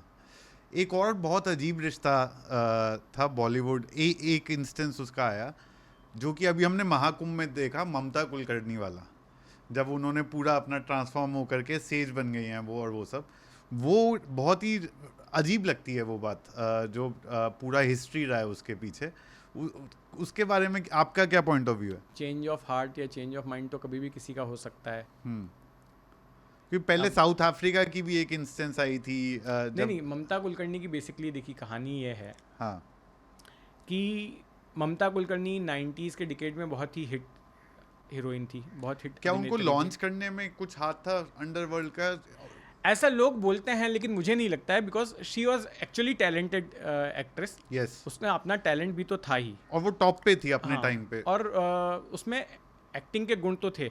अगर आप देखिए, ऐसा है कि आप किसी अंडरवर्ल्ड के शख्स से दबाव डलवा कर आप फिल्में अगर आप हासिल करेंगे तो ठीक है, आपको काम तो मिल जाएगा, लेकिन अगर आप में टैलेंट नहीं है तो आपको ये फिल्में चलेंगी भी नहीं। बिल्कुल बिल्कुल। आपने ठीक है, आपने किसी गैंगस्टर से फ़ोन करवा दिया प्रोड्यूसर को कि इससे ही एक्टिंग करवाना, जैसे सत्या मेहता, हाँ। वो जो आई थी ना आज, उससे ही गाना गवाना, हाँ। उससे ही गाना गवाना, हाँ। तो ऐसे करके आप काम तो दिलवा दोगे, लेकिन अगर उसके नहीं। काम में दम नहीं है तो चलेगी नहीं। लेकिन हाँ। आप उस दौरान ममता कुलकर्णी की फिल्में देखिए, लगभग हर उसकी फिल्म हिट हो रही थी, उसमें टैलेंट था। बिल्कुल बिल्कुल। तो ये कहना कि उसने अंडरवर्ल्ड का इस्तेमाल करके काम हासिल किया, ये गलत होगा। लेकिन अंडरवर्ल्ड के शख्स के साथ उसके रिश्ते थे, ये बात जरूर थी। उसने खुद मेरे से इंटरव्यू में कबूल किया। विक्की गोस्वामी, जो कि पहले छोटा राजन के साथ काम करता था, बाद में वो ड्रग्स के कारोबार से जुड़ा। हाँ। तो उसने बोला कि विक्की गोस्वामी ने मुझे अप्रोच किया और मैं भी तब जो है ना उसके झांसे में आ गई, मुझे बड़ा अच्छा लगने लगा वो। उसकी लेविश लाइफस्टाइल देख के, प्राइवेट जेट थे उसके पास, आलीशान कारें थी, बड़े बड़े घर थे, तो और मुझे बड़े प्यार से बात करता था मुझसे, तो मैं झांसे में आ गई उसके। आप मेरा इंटरव्यू देखिएगा जो मैंने ममता कुलकर्णी के साथ, उसने सब कुछ कबूल किया है। और फिर मैं उसके साथ चली गई, उसके साथ रहने लग गई दुबई में। बाद में वो अरेस्ट भी हुआ, तब भी ये उसके साथ में थी। हाँ। ये प्रे करने लग गई उसकी रिहाई के लिए। But at the same time इसका कहना था कि अध्यात्म की तरफ और धर्म की तरफ इसका झुकाव होने लगा, और ये धार्मिक भी हो गई। ये पिछला कुंभ जो था हाँ। वो उसमें भी आई थी। अच्छा, तब हाँ। इतना मीडिया ग्लेयर नहीं आया, हाँ, इस बार हाँ, ज्यादा मीडिया हाँ। ग्लेयर आया। ये इस बार भी आई है। और इसको धर्म की नॉलेज तो है, मतलब हिंदू धर्म की नॉलेज है। जितना मैंने उससे बातचीत करके जो मुझे इम्प्रेशन आया, तो वो ऐसा दिखावा नहीं है, वो जेन्युइनली अब जो है जेन्युइनली वो बिल्कुल वो धार्मिक हो गई है। हाँ। हालांकि ये बात भी उतनी ही सच है कि उसके विक्की गोस्वामी के साथ, जो कि एक अंडरवर्ल्ड का गैंगस्टर था, उसके साथ भी उसके रिश्ते रहे हैं, और ये बात उसने खुद कबूल की है। क्रिकेट और अंडरवर्ल्ड के जो रिश्ते हैं ना, वो भी कई बार सामने आए। जब ये अजरुद्दीन और वो सारा स्कैम हुआ था, हैंसी क्रोनिया वाला, और दाऊद भी उसमें ये उनके ड्रेसिंग रूम का जो एक्सेस था वो बहुत क्वेश्चन में आया था। 2013 में भी आईपीएल में जो है मैच फिक्सिंग का सवाल सामने आया था। बुकी का जो पूरा सर्किट होता था वो कहीं ना कहीं अंडरवर्ल्ड से उसके तार जुड़े हुए थे। ये हमने काफ़ी सारी पिक्चरों में देखा। ये एक, जैसे बॉलीवुड एक एंटरटेनमेंट ग्लैमर इंडस्ट्री थी, दूसरी ग्लैमर इंडस्ट्री इंडिया में क्रिकेट है, तो यहाँ पर अंडरवर्ल्ड का क्या क्या तार जुड़े हुए थे? देखिए, जिस भी इंडस्ट्री में बड़े पैमाने पर पैसा होता है वहाँ पर अंडरवर्ल्ड घुसता ही है। चाहे वो कंस्ट्रक्शन हो, चाहे बॉलीवुड चाहे हो, कंस्ट्रक्शन हो, चाहे वो बॉलीवुड हो, चाहे क्रिकेट हो, चाहे क्रिकेट हो, या फिर गोल्ड की इंडस्ट्री हो। अब क्रिकेट की आप बात कर रहे हैं। देखिए, क्रिकेट में अगर मैं दाऊद गिरोह की बात करूं तो दाऊद का दो तरह का इंटरेस्ट था क्रिकेट के साथ।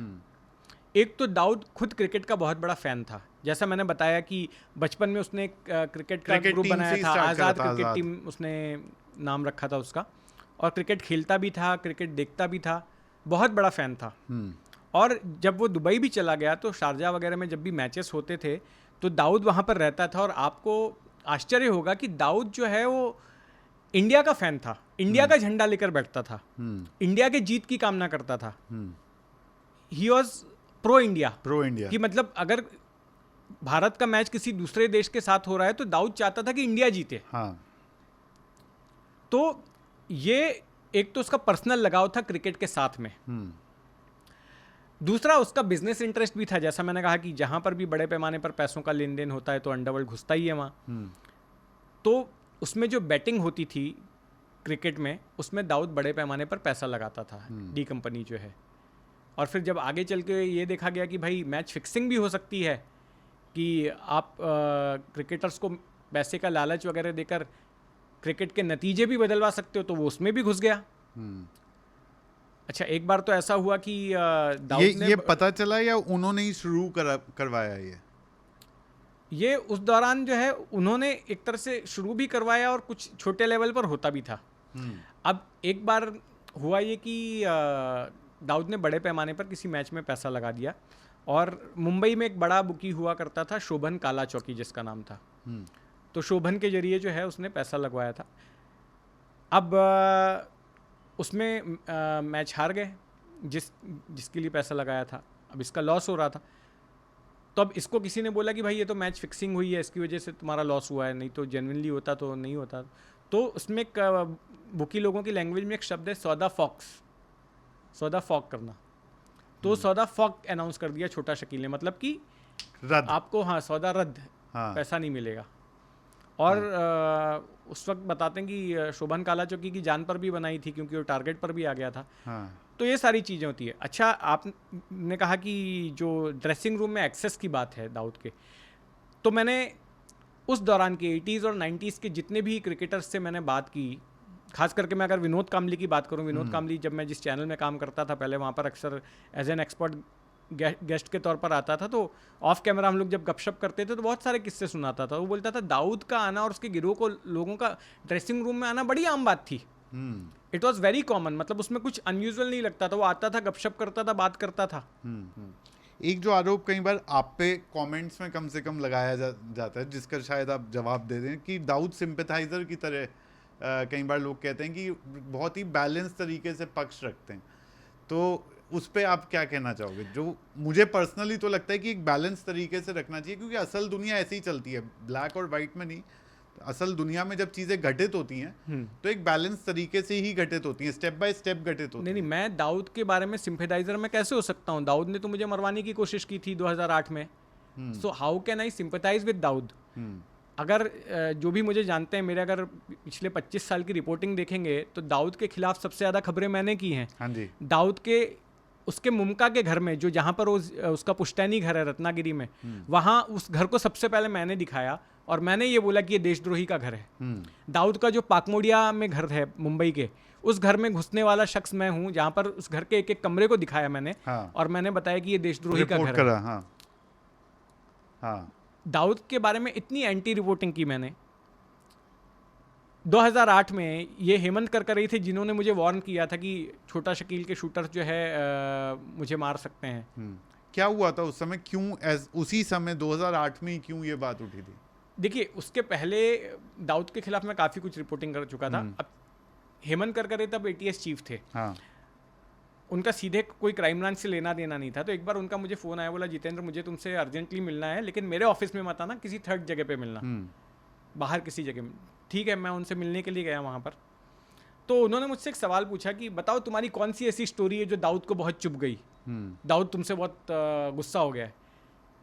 तो पहले तो मुझे खुशी हुई कि यार मेरी स्टोरी से दाऊद जैसा डॉन जो है वो नाराज हो गया, तो मेरे लिए क्या क्राइम रिपोर्टर के तौर पे तो बड़े गर्व की बात है। हाँ। फिर मैंने कहा कि मैं क्या बताऊं कौन सी स्टोरी पर दाऊद नाराज हुआ होगा। हाँ। मैंने तो बहुत सारी स्टोरीज की है और मैं तो दाऊद को देशद्रोही भी बोलता हूँ, आतंकवादी भी बोलता हूँ, और भी दूसरे मेरे जैसे दूसरे जर्नलिस्ट भी बोलते हैं, लेकिन मुझसे क्यों खफा हुआ होगा? बोले नहीं, तुमने कुछ ऐसा किया जिसकी वजह से दाऊद तुमसे बड़ा नाराज है। हाँ। और छोटा शकील को उसने बोला है कि तुम्हारा कुछ काम कर दे। और छोटा शकील मुंबई में अपने शूटरों से बात कर रहा है कि ये पता करो जितेंद्र दीक्षित कहाँ रहता है, उसकी गाड़ी का नंबर क्या है, कब घर से निकलता है, कब ऑफिस जाता है, तो यानी कहाँ नजर बैठता रखी है। जा रही थी आप पे। हाँ, तो ये सारी बातें मुझे हेमंत करकरे ने बताई। फिर हेमंत करकरे ने मुझे कहा कि यार तुम ऐसा करो, तुम कुछ दिन के लिए मुंबई छोड़ के बाहर चले जाओ। अब ये बात थी अप्रैल 2008 की। मैंने बोला कि मैं कैसे जा सकता हूँ? उसी महीने मेरी शादी थी 27 अप्रैल को। तो मैंने कहा कि मैं जा नहीं सकता। उसके हफ्ते भर पहले मेरी बहन की भी शादी थी 20 अप्रैल को, घर में ही शादी, और मैं मामा के साथ ही रहता था। तो मैंने कहा ये तो पॉसिबल नहीं है। फिर उन्होंने कहा कि मैं तुम्हारे बॉस से बात करता हूँ। मिलिंद खांडेकर उनके मेरे बॉस थे, वो उनके दोस्त भी थे, उनको फ़ोन किया। तो मिलिंद जी ने मुझे ऑफ़र किया कि तुम दिल्ली आ जाओ कुछ दिनों के लिए, तुम्हारा ट्रांसफ़र कर देता हूँ दिल्ली। मैंने मना किया, मैंने बोला शादी वादी के कार्ड छप गए, सब कुछ तैयारी हो गई, ऐसे तो नहीं आ सकते। फिर मेरी उनसे भी बहस हो गई। तो हेमंत करकरे ने बोला अच्छा ठीक है, तुम छोड़ो, तुम्हारी सिक्योरिटी की जिम्मेदारी मेरी, मैं तुमको सिक्योरिटी गार्ड्स दे देता हूँ। मैंने बोला ये ऐसे तो नहीं चलेगा मेरा काम। जो है मेरे साथ पुलिस वाले रहेंगे, मैं तो क्रिमिनल से मिलता हूँ, तो कोई मेरे से मिलेगा ही नहीं, मेरा तो काम ही बंद हो जाएगा। अगर मेरे साथ तुम आर्म्ड पुलिस वाले दे दोगे तो मैं कई ऐसे लोगों से मिलता हूँ जो शेडी कैरेक्टर्स हैं, उनसे मुझे खबरें मिलती हैं, वो तो मुझसे मिलेंगे नहीं, मेरा तो काम ही ठप हो जाएगा। तो बोले अच्छा ठीक है, तुम ऐसा करो कि तुम मस्त रहो, हम अपने तरीके से तुम्हारे पे नज़र रखेंगे। अब उसके बाद आगे क्या हुआ मुझे पता नहीं। उसके बाद हेमंत करकरे शहीद हो गए और मैं जान नहीं सका। That is the thing. ये 2008 तक भी इसका मतलब जो है कहीं ना कहीं ये एक्टिविटी चलती थी, उतने फोरफ्रंट पे नहीं चलती थी। उसके बाद एक आईसिस के स्लीपर सेल्स की भी कहानी आई थी कि आईसिस के स्लीपर सेल मुंबई में अभी भी हैं और जब कोई गतिविधि करनी हो तब वो एक्टिवेट करे जाते हैं। आज भी आप जब ये क्राइम रिपोर्टिंग इन तरह के लोगों से मिलते हैं, आपको लगता है कि आज भी कहीं ना कहीं छुपे हुए मुंबई में कोई स्लीपर सेल्स या कोई कॉन्टैक्ट्स, कोई चीज़ें ऐसी हैं जो कि जब सही समय आएगा उनको एक्टिवेट कर दिया जा सकता है किसी से बाहर से? देखिए, इस बारे में पुख्ता तौर पर कुछ नहीं कहा जा सकता, लेकिन यह है कि तमाम आतंकी संगठन जो है वो जहाँ पर भी उनको वारदातें करनी होती है वो स्लीपर सेल्स डेवलप करते हैं। वो ऐसे लोगों को आइडेंटिफाई करने की कोशिश करते हैं जो कि रेडिकलाइज हो सकते हैं, जो वल्नरेबल हो सकते हैं, जिनका ब्रेन वॉश किया जा सकता है, और ऐसे लोगों को अपने लूप में रखते हैं, ऐसे लोगों की जानकारी रखते हैं कि कल को किसे आतंकवादी बनाया जा सकता है, किसका ब्रेन वॉश किया जा सकता है। तो उस तरह का एक वो नेटवर्क, ऐसा एक सिस्टम वो ज़रूर तैयार रखते हैं।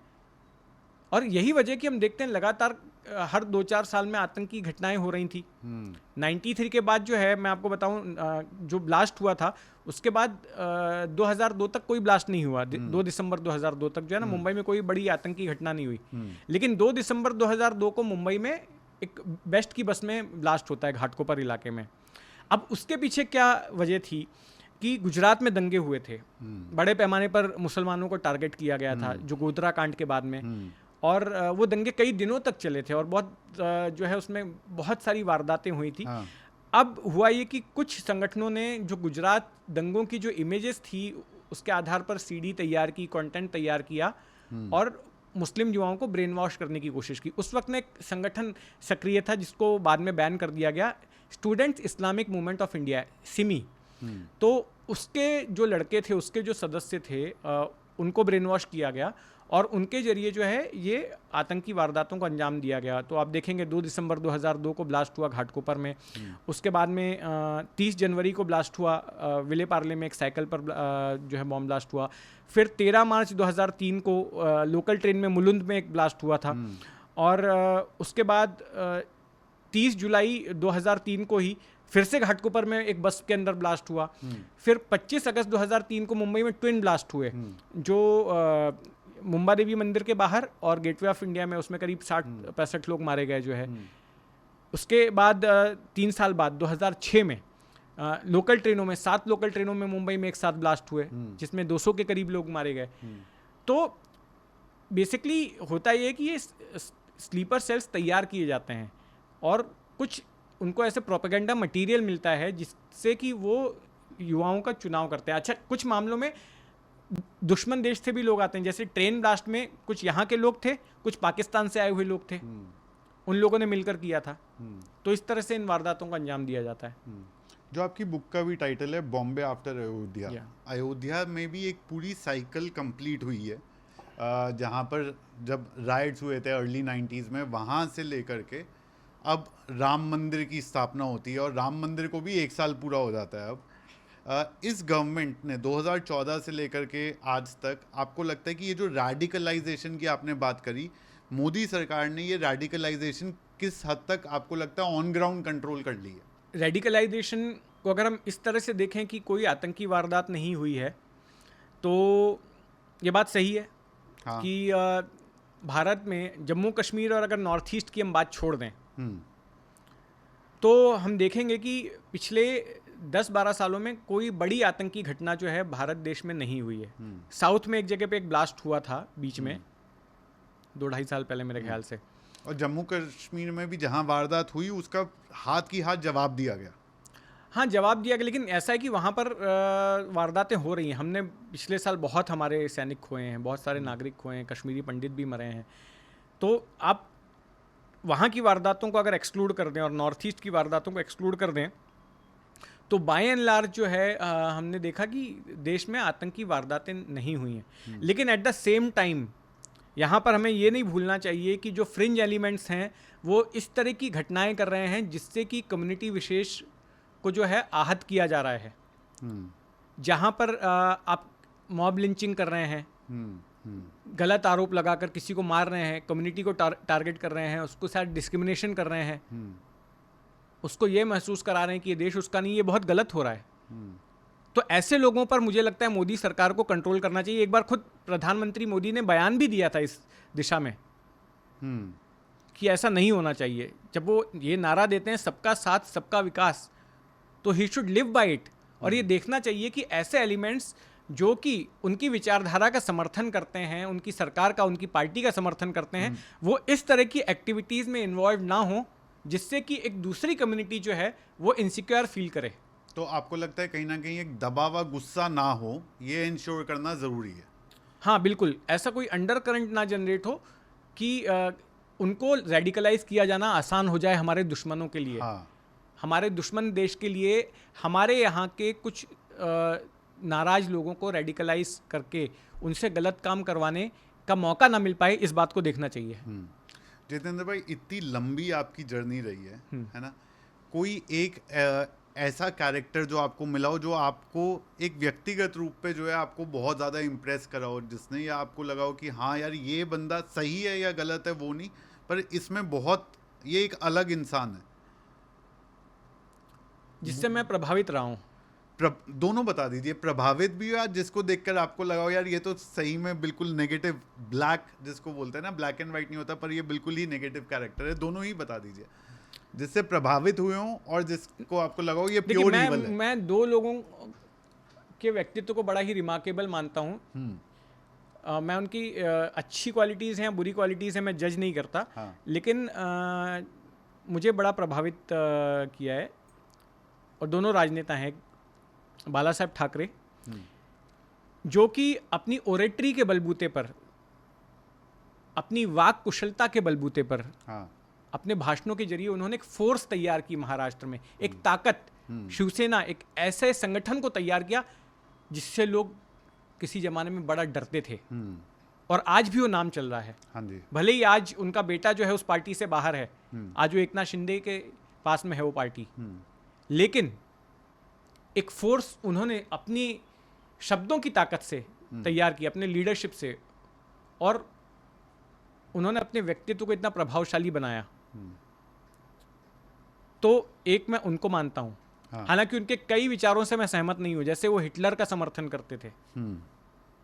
मैं वो देश में डिक्टेटरशिप का समर्थन करते थे। उन्होंने इंदिरा गांधी की इमरजेंसी का भी समर्थन किया था, लेकिन उसके पीछे उनके अपने तर्क थे। लेकिन डेट असाइड, मैं अगर ओवरऑल बाला साहेब ठाकरे की पर्सनालिटी को एसेस करूं तो मुझे लगता है कि मैं उनसे बड़ा प्रभावित हूं। दूसरे शख्स शरद पवार। शरद पवार के मामले में कई लोग कह सकते हैं बड़े ही ग्रे कैरेक्टर के व्यक्ति हैं, बट फिर भी मैं इस चीज़ को मानूंगा कि उन्होंने अपने जीवन में एक क्लैरिटी रखी कि एक राजनीतिक पार्टी का मकसद सत्ता में आना है, चाहे जैसे भी। The ultimate end of a political party is to get the power. वो उन्होंने किया, चाहे जैसे भी। और इस एज में, 83 की एज में भी, he is calling the shots. मतलब आज से 50 साल पहले आप चले जाएं तो तब भी शरद पवार महाराष्ट्र के राजनीतिक परिदृश्य को डोमिनेट कर रहे थे। हाँ। 50 साल बाद आज भी शरद पवार का नाम गूंजता है महाराष्ट्र की राजनीति में, एट दिस एज। और आज भी उनका दिमाग किसी 25 साल के लड़के के जैसा कि अच्छे अच्छों को छका देते हैं। वो किसी को नहीं पता होता नेक्स्ट मूव क्या करेंगे। बिल्कुल। तो एक वो शख्स हैं जिनकी पर्सनैलिटी मुझे काफ़ी जो है ना इंट्रिग करती है। और सबसे ज़्यादा लास्ट सवाल है मेरा जितेंद्र भाई, जब आप इतने सारे गैंगस्टर से मिले, कौन सी एक ऐसी मीटिंग है जो आप कभी नहीं भूलोगे? अभी हाल ही में मेरी मीटिंग हुई अश्विन नायक के साथ में, जो मुंबई में 90 के दशक में जो 5 बड़े गैंगस्टर्स थे, दाऊद इब्राहिम, छोटा राजन, अरुण गवली, अश्विन नायक और अबू सलीम। तो उनमें से एक ये नाम है अश्विन नायक का। तो अश्विन नायक की पर्सनैलिटी मुझे बड़ी ही प्रभावशाली लगी। वो इसलिए कि अश्विन नायक मुंबई का सबसे पढ़ा लिखा डॉन था, सिविल इंजीनियरिंग की लंदन से पढ़ाई करके आया था। अब उसका इरादा था कि वो अच्छी खासी नौकरी करे, एक अच्छा जीवन जिए। इंजीनियरिंग की पढ़ाई करके आने के बाद, वो भी फॉरेन की डिग्री लेने के बाद, आपको कोई बड़ी कंपनी में अच्छा जॉब मिल सकता था। हाँ। लेकिन अपने भाई की वजह से वो अंडरवर्ल्ड के दलदल में फंस गया, क्योंकि उसका बड़ा भाई अमर नायक वो गैंग चलाता था। अब जो अमर नायक के दुश्मन थे, अश्विन नायक के भी दुश्मन बन गए। पुलिस भी उसकी दुश्मन थी, पुलिस भी दुश्मन बन गई। तो भाई के चक्कर में ये भी उसमें फंस गया। अब 94 में अरुण गवली ने एक पेशी के दौरान, अरुण गवली के शूटरों ने इसके दिमाग में गोली मार दी, इसके भेजे में। उसमें जान तो बच गई, लेकिन कमर के नीचे के हिस्से में लकवा मार गया। Despite this and despite being in jail, Ashwin Naik ने अपना गिरोह चलाया, अपने दुश्मनों को खत्म किया और अपना एक खौफ कायम किया। क्या आप इमेजिन कर सकते हैं कि एक अपंग आदमी जिसके कमर के नीचे का हिस्सा काम नहीं करता है, जो जेल में कैद है, वो अपना बदला ले रहा है, मुंबई शहर में अपने खौफ का साम्राज्य चलाता है? क्या ये इतना आसान है? लेकिन उसने किया। अब हाल में मैं मिला तो मुझे बातचीत में लगा कि he has made peace with his past. ज़्यादातर मामलों से वो बरी हो चुके हैं और आगे एक आम नागरिक की जैसी ज़िंदगी जीना चाहते हैं। कंस्ट्रक्शन के बिजनेस में है, सिविल इंजीनियरिंग की पढ़ाई करी रखी थी, तो कहा कि ये मेरे प्रोफेशन से ही जुड़ा हुआ है, मतलब मेरे स्किल से ही जुड़ा हुआ ये काम है। तो वो कर रहे हैं। और now he talks like a philosopher, मतलब कि अब जो बची खुची ज़िंदगी है वो इसी तरह से शांतिपूर्वक बिताना चाहता है। जितेंद्र भाई बहुत मज़ा आया, बहुत मेरे को बहुत इंट्रीगिंग लगा। मेरे कई बारी जो है I had goose bumps while hearing your stories, but thank you हमारे लिए टाइम निकालने के लिए। हाँ, बिल्कुल तरुण भाई, मुझे भी बड़ा अच्छा लगा, आपने मुझे आमंत्रित किया और मुझे अपने जीवन की और मुंबई अंडरवर्ल्ड की कहानियाँ सुनाने का मौका दिया। बहुत बहुत शुक्रिया।